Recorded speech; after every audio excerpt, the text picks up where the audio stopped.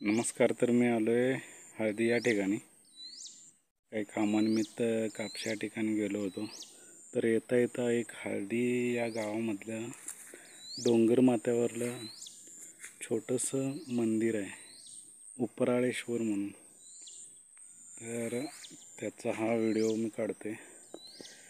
तर माझ्या पाठीमागं बघू शकता हे छोटं मंदिर आहे आणि ह्याच्या मागं बघू शकताय तुम्ही वरती हे डोंगराच्या माथ्यावरती असं मंदिर आहे.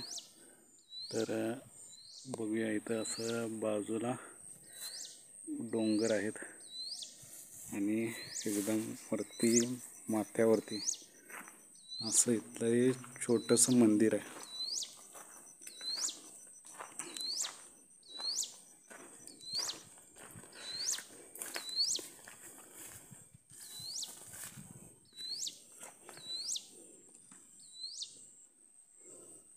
तर असा हा इथला उपराळेश्वर. आणि अजून हे मंदिर तितकंसं नावारूपाला आलेलं नाही आहे. भविष्यात इथं मोठं मंदिर बनलं जाईल. तर हा व्हिडिओचा उद्देश हाच आहे की हे सर्व लोकांपर्यंत पोचायला पाहिजे. भविष्यात इथं मंदिर व्हावं अशी अपेक्षा. आणि हे इथलं लोकेशन बघू शकताय. इथून खाली अशी दरी दिसते आणि बाजूला असा हा निसर्ग दिसतोय. तर बघू शकता तुम्ही कशा पद्धतीनं आहे मंदिर.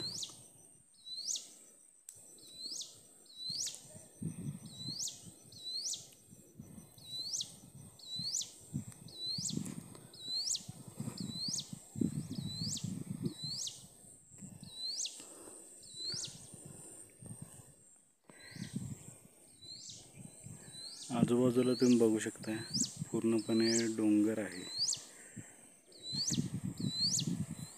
आणि खाली अशा प्रकारचा व्ह्यू आहे.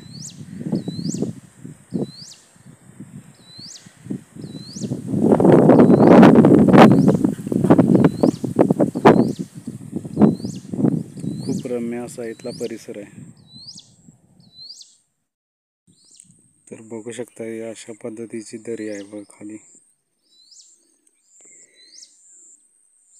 पूर्ण डोंगर वसलेले आहेत आजूबाजूला. त्याच्या घाटमाथ्यावरती इथं हे उपराळेश्वर हे मंदिर आहे.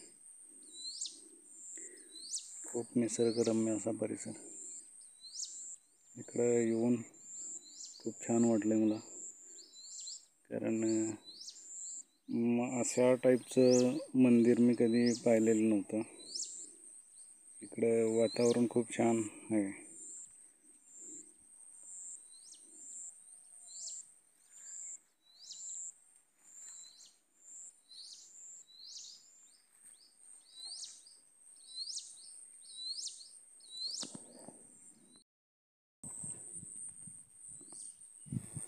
तर मागं हे असं मंदिर आहे इकडं ह्या बाजूला. आणि इथं नैसर्गिक असा पाण्याचा स्रोत आहे बघा. एक झरा आहे. इकडे पाठीमागं असा उंच डोंगर आहे आणि एवढ्या उंचावर बघू शकता तुम्ही असा छोटासा झरा आहे. यामध्ये पाणी किती स्वच्छ आहे. आजूबाजूला मला वाटते खाली पूर्ण खोलगट भाग आहे, पण इतक्या उंचावर इथे हे पाणी साचलेलं आहे.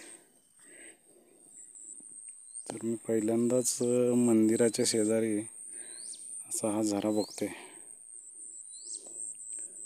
इकडे बघू शकता डोंगर कसा आहे. हा उपराळेश्वर. आणि येण्यासाठी हा असा इकडे रस्ता आहे या बाजूला. इथून खाली जाता येते.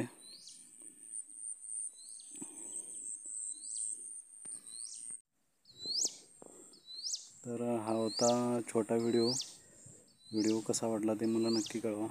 भेटूया पुढच्या व्हिडिओमध्ये. धन्यवाद.